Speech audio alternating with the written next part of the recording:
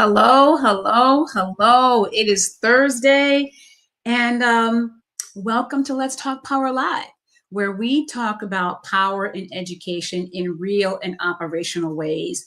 We know that power in education is a real thing, and we know that instructional power is even more real.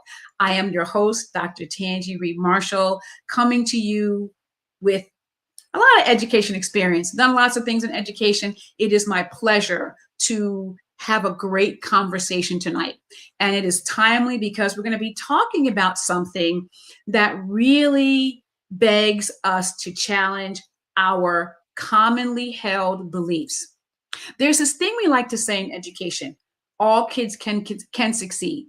We say we believe it. We are trained as educators to mimic this statement, to say it on command. Here's the challenge, though. A lot of times, what we say we believe and what we actually believe has a gap. The things coming out of our mouths, but the actions that we say don't always line up. And tonight, we're going to have a fantastic conversation with a gentleman whose work really does help us dig into this opportunity gap. But my first thing is, as we do every week, if you are a subscriber, thank you so much for being part of our Let's Talk Live family. We are excited and appreciate you being here. If you are one of the 80+% of people who continue to date us, we want to ask you to please go ahead and hit the like button and the subscribe button and join the Let's Talk Power Live family. We really do want to make sure we get this conversation into as many places as possible. So go ahead, hit the like button, hit the subscribe button. And you know what? If this is resonating with you, go ahead and share it. But the one thing we talk about every week is, what do we mean when we say power in education? Well, as we do every week, I want to give you our definition, and here it is. So education is the instrument of democratic designs, and it is no less the instrument of power, the control of information, the shaping of understanding, and the influence of judgment are critical elements common to democratic design, power theory, and educational philosophy. That is the capital P of power in education. But here's what we also know. When we break down this idea of power as the umbrella idea in education, there has to be what we would call operational ways. There has to be a way to understand it, put our finger on it in buildings, in districts, and in classrooms. So when I talk about instructional power, what do I mean? Here's what I mean. Understanding your instructional power, it can be understood as an educator's use of their state, their district, and their building ascribed job-related authority to afford or constrain a student's access to learning. That means if you are an educator at any level and any part of your job, whether you get the buses, whether you arrange the buses, whether you orchestrate the lunch schedule, whether you determine a child's schedule, whether you determine what classes are even available in their building, anything you do that affords, meaning to open up or constrain, to hold back a child's access to the excellent education they deserve, you are exercising instructional and educational power. And that's what I mean. And so what does it look like when we begin to have that conversation? I want to also invite you to enjoy our next article series, Becoming Agency Savvy. Last month, we talked about the soft ceiling of misplaced compassion. This time, we're coming through with an article all about, are you savvy? So you can find that article on LinkedIn and you can find it on our website. But let's go ahead and talk about my guest for this evening. And we're going to talk about Kwame Simmons tonight. He is the founder of the Kwame Simmons, the Simmons Advantage, bringing decades of experience to deal with and address opportunity gaps, leadership development, and how to bridge this gap and the divide between what we say and what we believe. And so it gives me great pleasure to welcome Kwame Simmons. Let's Haha. live. Let's go. How you Let's doing? go. I'm doing well, sis. How you doing? I am fine. Let me tell you, it has been, I watch your work, I watch you speak, and you have inspired me to think even more deeply around this gap between what we say we believe and what we actually believe. So, talk to us, one, about what you do, and then let's get into the next piece of the conversation. Absolutely. I mean, I just believe that well first, Tanji, thank you for creating this space, creating a platform.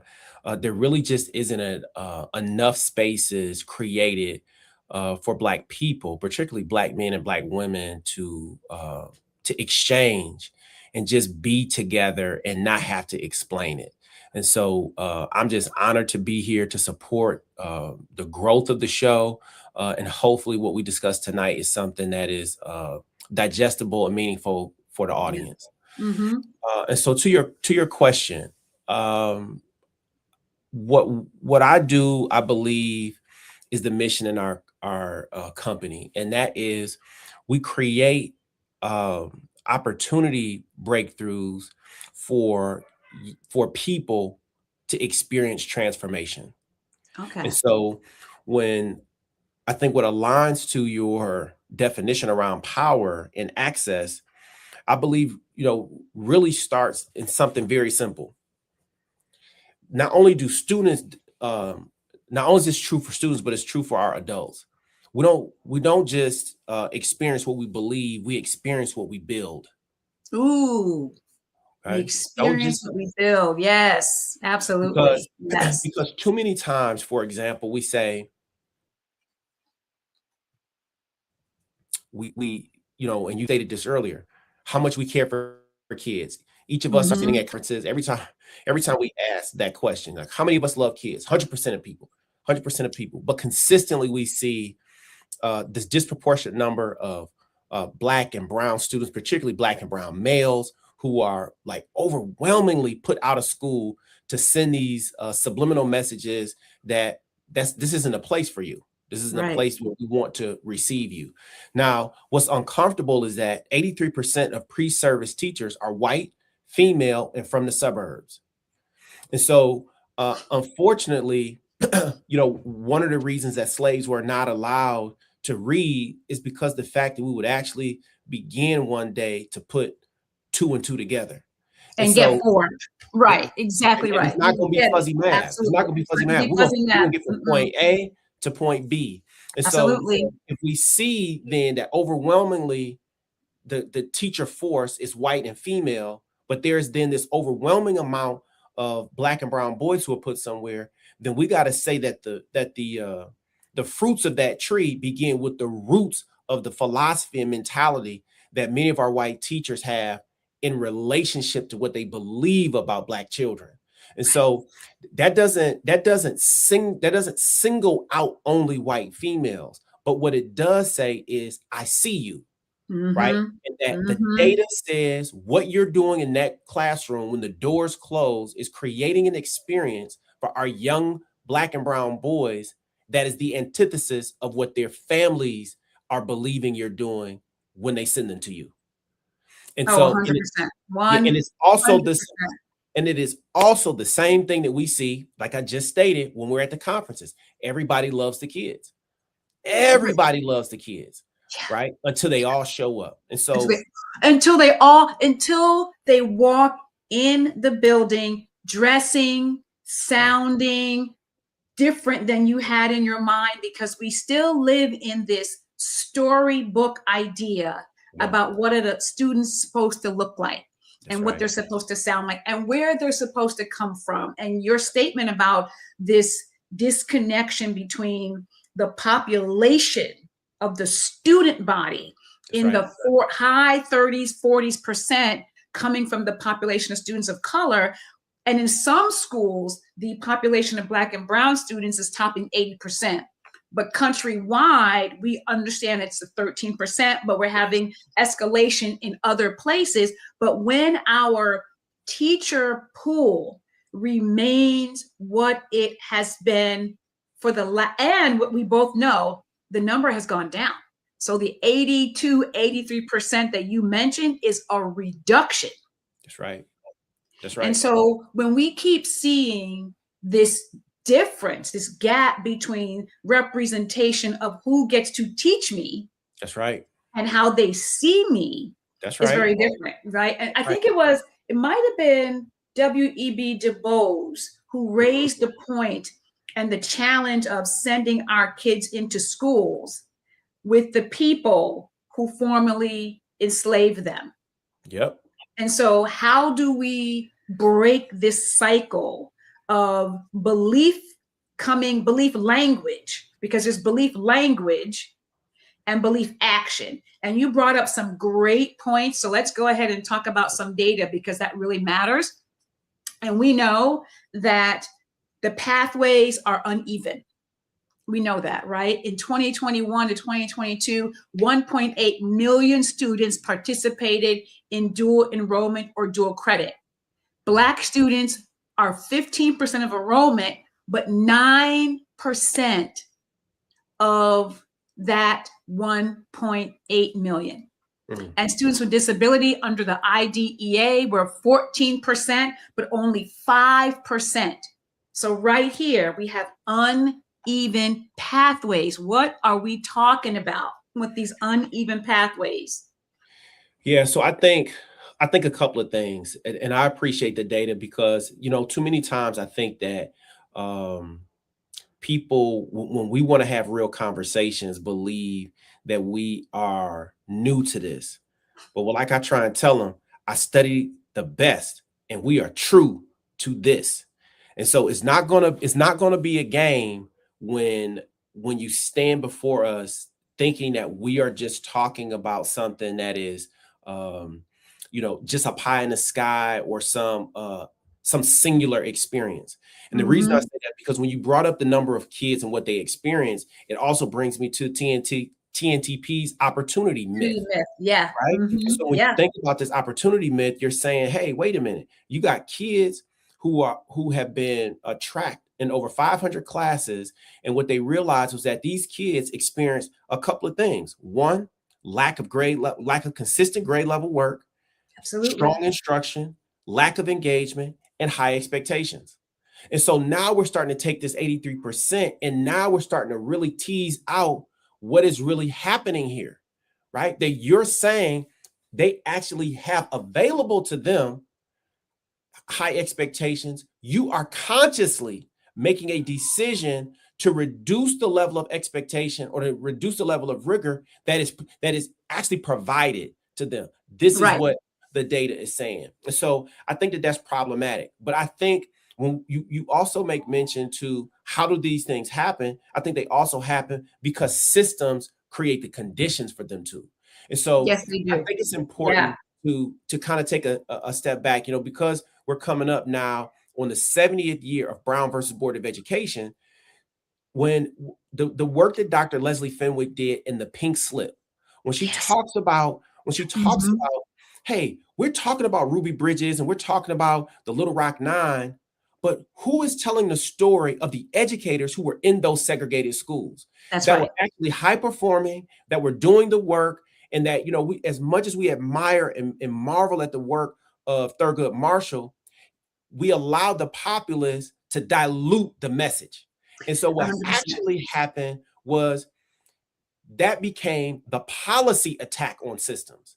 That, we're going to concede to allowing Ruby Bridges and the Little Rock Nine to come in while adults spat and threw rocks and brutalized them. That's a separate conversation. But what actually was happening silently was, where did those educators go who were actually high performing in those schools? Well, we know where they went. We know, because we know. And here's the thing, we call it the peril and promise of Brown. There was a lot of promise, but we also know there was a huge peril in that.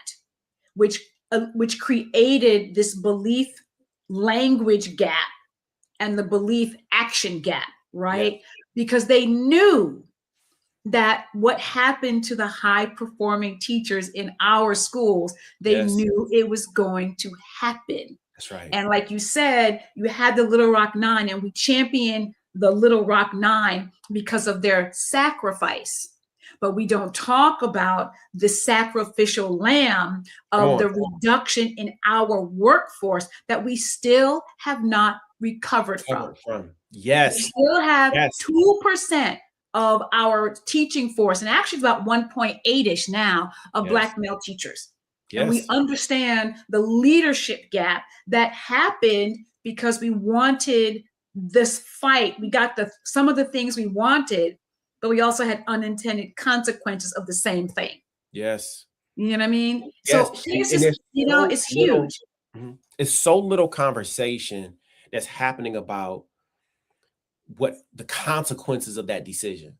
And so when we talk about systems, I think it's also important that we also begin to think about the policies that we create. And so as leaders, we are decision makers and signal senders, but so many times we think that, oh, if I can just raise the student achievement. But here's the deal. Yes, we want you to raise student achievement, but kids don't graduate they don't graduate into a world of standards. They graduate into the world of life. Right. And so how are we actually preparing them to live and function in the real world? See, these become the larger questions that create the kind of concern around where people are. And so it's not just like white women are like, oh, we overwhelmingly love education. It's back to this Brown versus Board of Education decision. One of the consequences of that was the changing of policy around teacher certification. So we began to eliminate the number of Black teachers and administrators. And so once they began to eliminate those who could enter, then they could focus on those who were already there. So they use policy in the district to say, oh, no, we're not saying anything is wrong. We actually think that you're great. So Dr. Tanji Reed, we're going to have you come in, and you're a phenomenal educator, already recognized. But you know what? Next year, we'd like for you to be the custodian. Right. That's right. No, it's nothing wrong with it. You're fine. Right. Don't be upset. Just fine. You can, and look, I know Simmons was working with you, and you were grooming him to take your place after you moved up to be superintendent. Don't worry about that. We got a mail carrier for him. That's right. And there's nothing wrong with those positions, but when you got two people who have built careers and they're in position to influence, and you reduce them to that, and you got to accept that role, or you have to then be terminated because we offered you a position. Right. So we did. Right. Yes. We did. We gave you the chance to work, right? And the intellectual capacity and the intellectual capital that was lost in that very deliberate reduction in force is exactly what's happening now. And we see this critical shift in and here's the interesting thing too, and I wonder what you think about this. The power of access and the access shifted. So I was talking to my daughter earlier today, and she was saying about how she had a very different experience with her teachers versus our son. She had a very traditional, lots of Black educator sentiments going on in her life. She went to a Black dance studio. She had a lot of Black teachers who really were like, well, if you don't like the owner of her dance studio was like, if you don't give us your grades, you're not going to dance. Come on now. Our son went to a different school where he didn't have that level of, if you don't show us your X, you can't do Y. And the level of academic excellence and push and you will not do X if you don't do Y was prevalent in her life across multiple areas. He went to a very, very white school, and she went to a much more mixed race school. And the outcomes of their education were very different based upon that. And I wonder around this idea about how we bring to bear that Paul Laurence Dunbar sentiment that happened in DC, but had to be a force reduction because when those students began to outpace their white counterparts, something had to change. That's right. Just like what you're saying, they had to make a workforce decision to make room for more teachers, more white teachers going into quote unquote desegregated. I know I'm supposed to say integrated, but I'm not going to say integrated. I'm going to say desegregated. Yes. Into desegregated schools. So they had to do something with the teachers who were there. So how does that, as you say, the root of all of that, how does that speak to this opportunity gap that you see and how you address it in your work? I think about one, how I experience things. And what I always say, what I said as a teacher to my colleagues, and then as I began to elevate and lead schools, was that kids can only experience, they can only dream about the things that they experience. Mm. And so many times when you see this data around that's happening in the opportunity myth around expectations being lower, these are just the 4 top things. Right. It also means that I'm lowering the expectation on opportunity, or exposure. Yeah. Right? Because, yeah. you know, and this is why, like, they get upset with us when we start to bring this up in predominantly white environments, and they say, "Oh, my school, you know, we're at 90% proficiency." They'll you know, they try and tout those numbers. I say, okay, well, that's great.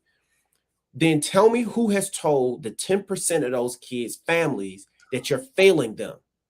Tell me who's talked to them, and then let's talk about who is in that 10%. I guarantee you it's overwhelmingly Black. I guarantee it's overwhelmingly special needs, English language. I said it's these critical areas that you're trying to, like, you know, dust off everything around it and pray to God that it doesn't move, right? To mess up this beautiful painting and this beautiful situation. Right. I said, so if you truly care about all kids, remember, we're going to keep coming back. You care about all the kids. Who is talking to those families? Because let's think about it. Because when you start to put numbers, let's say you got a school of 1,000 kids. That means 10% of them are proficient. Great. Mm-hmm. Who's talking to the 100 families that's not getting proficient? Right. Who went? Right. That's 100 human beings. Who got in a car? Right. Who got in a car and drove to every single one of those 100 houses and said, "Hey, let me knock on your door. Let me let you know your child. I failed you." Come on. Yes. I don't know who did that. And you know what's interesting? And I write in my book about this. We are fortunate, yes, that families do not take us to court sometimes for educational malpractice. That's right. We are very fortunate, because if I am persistently in and consistently in that 10% of the student population that is not succeeding, and I am paying you my tax dollars in said public school, even in said private school, and I'm giving you my tax dollars or my private school dollars, and my child is from the 5th grade all the way to the 12th grade in the group underperforming, yeah. You owe me money. You owe me money.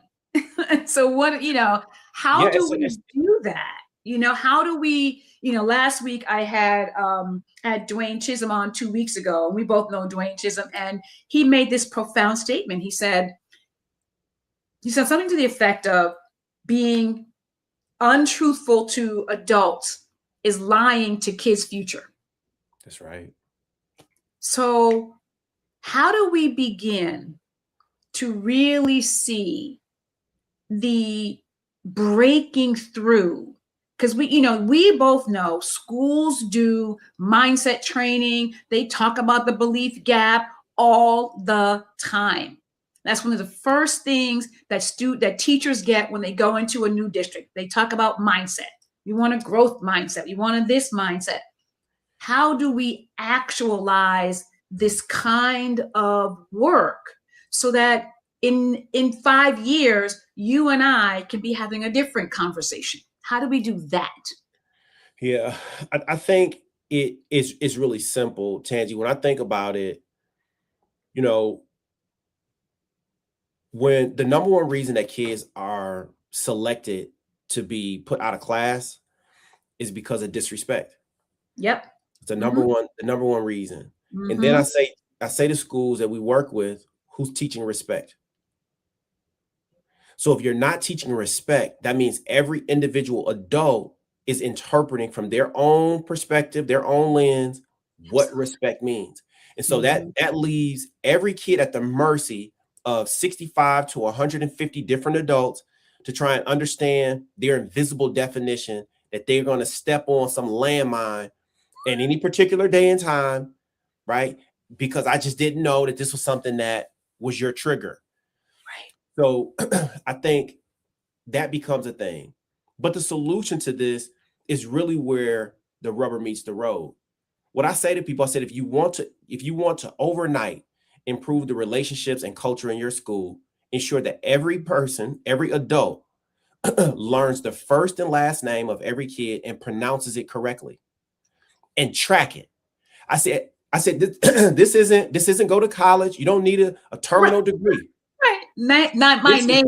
Say my name. That was listen. a whole song. That was a whole song. Didn't Beyonce say that? Was that Beyonce? Who was that? Yes, she did. Said, say my name. Say my name. Yes, she did. And think about it. When we were young, when this show came on and you walked inside this bar lounge and they said Norm, Norm, friends. cheers, because Cheers. Mm-hmm. everybody knows Cheers. my name. Name. Right. And so that was the vibe when they got in there. Everybody was coming from every walk of life. They were talking about their days at work and how it was stressing them out, but they couldn't wait to get to the bar because everybody knew who they were. Who And they so were. imagine that. Imagine each kid coming to school and they know 65 different adults knows who they are. Imagine how that reduces the level of anxiety for a kid who might be homeless, family might be going through a divorce or separation, they might have been in a fire. Our kids are going through all kinds of All kinds things, of stuff. but if they just know that somebody is just saying, "Hey, how you doing today, Kwame? How's everything?" Right? You don't even realize what that does That's to a right. kid to get those kind of check-in and deposits that every adult that's walking past high-fiving you and they know exactly who you are. It's not just the quarterback of the team and the captain of the cheer team. It's typically those students who get those deposits and everybody knows them. And I so was one of them. it Mm-hmm. sends the signal to everyone else, I'm not worthy and I I'm don't belong invisible. here. That's right. I'm invisible. Right. That's, oh my gosh, so true. You know, how do we have a cheers mentality to the building? Um, I want to give us some power moves. One of the things we do here every week is we take these subjects and we boil them down. I don't say boil them down, but we want to make sure our educators, our viewers, have a walk away, a takeaway. So I'm going to share some power moves with you and let's talk them through. So here is power move number 1. Move from belief to evidence. Name what adults say they believe about students, but then look for where students actually experience that belief. Notice the gap between adult intention and student opportunity. What are your thoughts? I love it. I mean, and I think it's what I would name to build on that or add to that is build an opportunity dashboard. If you believe that Mm, your school is powerful and you're doing the things, list where all the opportunities are and who is participating. yeah. I was guilty. This is one of the reasons why when I started the company, I said, "Ooh, you got some problems." And this is one of the things. Non-reflective people, Tanji, cannot be highly effective people They because can't. non-reflective people are religiously committed to making excuses. It's That's their power. always something. That is their power. That's the power protection. It's Non-reflective. Oh, absolutely. they juggling the excuses. They got you inside there, twisting and turning, but it's never here. And what I had to say to myself was, you were doing well, but where could you have been better? It was the development of my leadership team, ensuring that they really knew how to lead the school while I was there. I didn't create conditions for them to have to lead in a way where I could help them while I was there. Mm. That was a big gap for me. Mm-hmm. The other was I did not create equitable competitive options for my special populations. Wait, say it again. You did Especially when I not think create about my students who have equitable. Wait, I want that because that's competitive. something that, yeah, that's inequitable, competitive for your special populations. That's huge. We don't even think like, no one's thinking like that. That's right. And it's like, I had to say to myself, well, how many of my students in my special ed department applied to application schools? None. How many of them did, or what situation did I create when when we were doing high school fairs? Did we create a space that was supportive to their special need in a way that didn't make them have to compete with other learners, where they Mm-hmm. could dominate the space because they could speak a little faster? Did we do that? The answer was no, I No. never did. And so I said, look, I was the person, I was guilty of the same organization that says I'm 90% and I'm trying to hide this 10. Even though that's not what I was trying to do, it does not matter. It's what I did. It's what you did. That's why we got to do. I love that. We got to Yes. look, we got to name what we say, right? Look at the actual experience. Where's the gap? And, Yes. you know, and I love that you said you were guilty. I was guilty of the same power protecting, unreflective behavior. I cannot move forward if I will not take the time to lean into some reflection. Here's another one. You just said it, right? Examine the opportunity pathway. Choose one opportunity students should have access. Identify who gets invited, prepared, recommended, or supported. Look for where students are unintentionally screened out. That is exactly what you just said. And when you think about it, every kid at your school should experience some kind of career exploration or some kind of work-based learning, some opportunity. And I don't care how old the kid is. So a lot of times we want to wait till they get to high school. 5-year-olds need to learn, because here's the deal. This is what I'm doing with my kids. When my kids were really young, I was taking them to meetings. That's They right. would come to conferences. So they learned early how to navigate and negotiate all of these people, all of these senses. And so by the time they got 9, they're like, oh, this is just another one of those. Them things that we do, right? As you know, I look at our own children, you know, where our children are both adults, which I can't even believe, but you know, they went to my husband's, you know, bankers. My husband was a banker back then. They went to meetings and sat outside things that he had to do. They went to all of the places where he was on the board of something, right? When my husband was working, he's on the board of the DC Jazz Festival. Well, our son had to work the DC Jazz Festival, right? Now. Our daughter had to go with him when he was presenting here, presenting there. And so they grew up in this environment where that becomes an expectation. My husband just opened up a health clinic. Our grandson was on the phone with him today. Hey, OG, because they call him OG. They said, hey, OG. And he said, how's the clinic? That's it. He's not a grandpa. He's an OG. And our grandson said to him, how's the clinic? Come on. And proceeded to tell his mom everything inside this clinic. He's 7. Come on.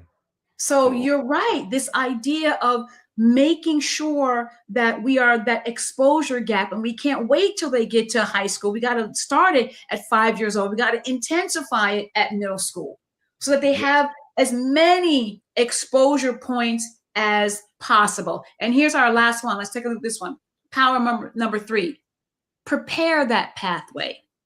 Use the quiet of summer to identify one access point. Maybe you're a leader. Maybe you're a classroom teacher.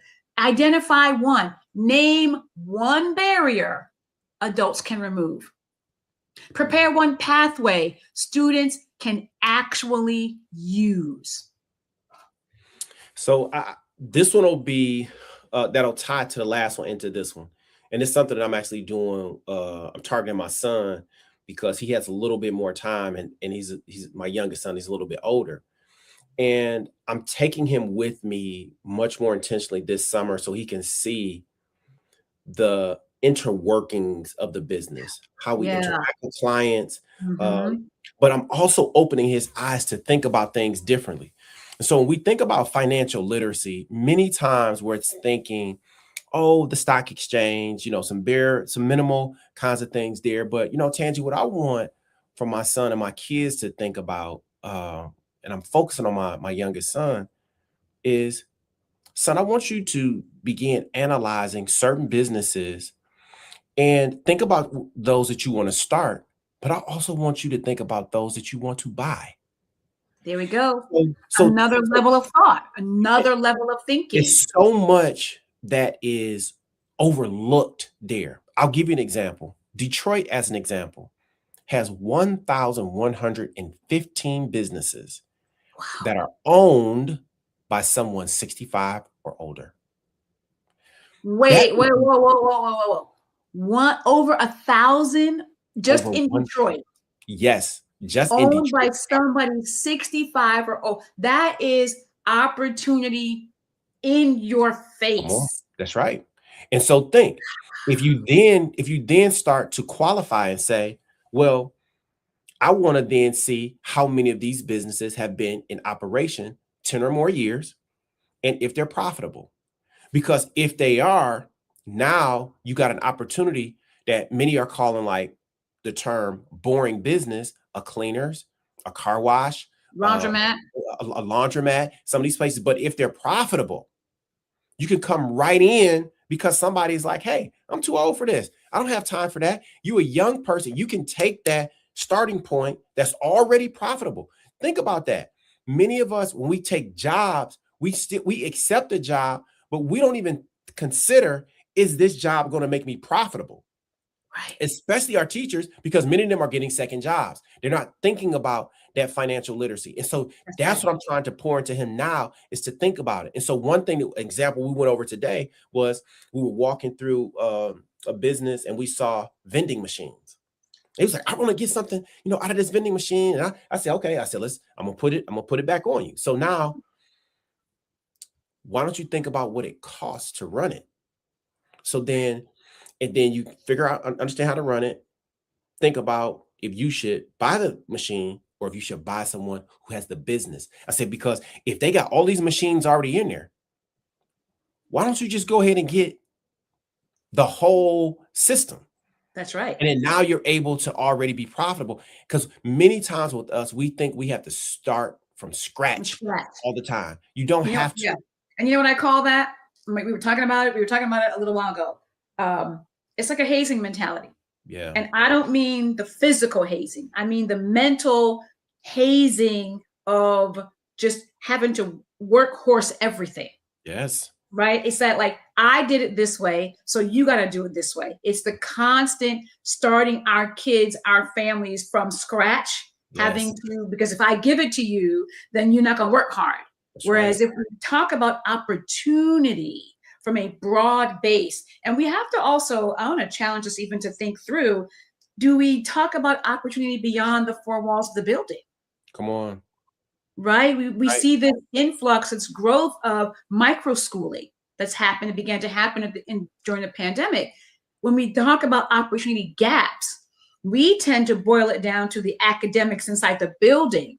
And so maybe this conversation can offer an educator at any level again to rethink, what does it mean to orchestrate, design opportunities that require high levels of academics, which we know our kids aren't getting, Right. which can then open up a window for the kinds of opportunities you're talking about, right? That make financial literacy more than just, can I balance my checkbook? Can I invest in the stock market? Mm-hmm. You Yeah, know?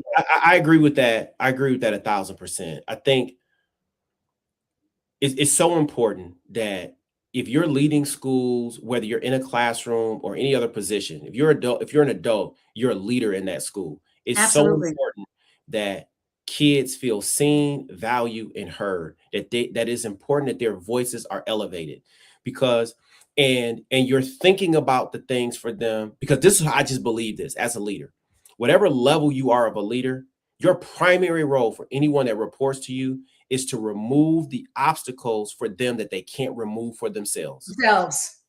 Right? Yes. That is That's your your number one one thing. If you job. want to be relevant, Yes. do that, Do right? that. Because people will then see you as a resource. They can come Right. to you because that begets problem solving. That I'm Mm-hmm. thinking about you even when you're not thinking about yourself. That I see this thing coming. Let me get this out of your way so you can continue with the momentum of doing great things. So I think that we have to be more intentional about exposing young people to people that look like them inside the schools, and exposing all people to them. And so it's important that and it's tough. They want to come and get a person that like you or like myself, but we put a lot of time and effort into this. So so don't go get me and then sit me next to just some regular person. No. We put time and effort in. That's They right. don't know that we were in Ghana, 3 years ago 3 for the years ago, first I international think conference, right. Exactly. sitting on Exactly. the stage and pouring into the continent in a way that said, hey, look, no, this is important to us. Mm-hmm. So no, you're not looking, you can't just pull just some regular person and sit them next to us. So I think that is a key ingredient. So I would stop there and just to make sure that the exposure is proper in terms of the people that they see, and Mm-hmm. Oh, you that froze. someone is policing this and that someone is also policing the opportunity myth, right? To Yeah. ensure that your kids in your school are not being violated by someone serving as a serial killer, Ooh, because okay. that's what you're doing. The You academic, serving as a as an serial killer. academic educational serial lesson, a serial killer. Like I said, we're fortunate that this system, and I name it in the book, we are fortunate that the people, like the kids and the teachers in this system, know how it works and let it happen. Yes, Because at any given moment, it could shut down. that's If at right. some point everyone said, you know what, no more, no more. You know what I mean? Yeah. And so on that note, we're going to say, wow, to make sure that they're not, wait, I want you to say it in your words again. Go ahead. Because I'm Yes. not going to, you say it. Yes. And so what we want is that our educators and our students don't experience educators who are serial killers. And so, guys, I just want to thank you all for allowing me to be here. This is my sister. I love it. I love what she's doing. We're going to always stop whatever we're doing to support her, Each other. because the work that she's doing is absolutely amazing. And so thank you guys for tuning in, and thank you, Thank Tanji, for you. creating this space. And you will be back because we're going to explore that again. So Yes. that's another session of Let's Talk Power Live, everybody, for Kwame Simmons, the Simmons Advantage. Go check him out. Sir, you owe the marketplace a book, but we'll talk about that next time. Yes. It is in the Get your works. pen. Yes, ma'am. Go ahead, get your pen together because we are waiting for that to happen. Big fact. Folks, again, please make sure we have our article out that is really important, Becoming Agency Savvy, and our summer Power Chat series, one education author, one book, one big idea. Look for those coming to you. We got first up, Dr. Mary Rice Booth. We have Dwayne Chisholm. We have Ashley Cuthbertson. We have Dr. Jeremiah Sims out of Berkeley. We had Dr. Jackson coming. And a little birdie told me we just might be having Zaretta Hammond join us. So there we have it, everybody. Have a great rest of your night. Kwame, we'll see you soon. Although remember, please go ahead, subscribe to this channel. And if tonight touched you in some way, please share it. Take care.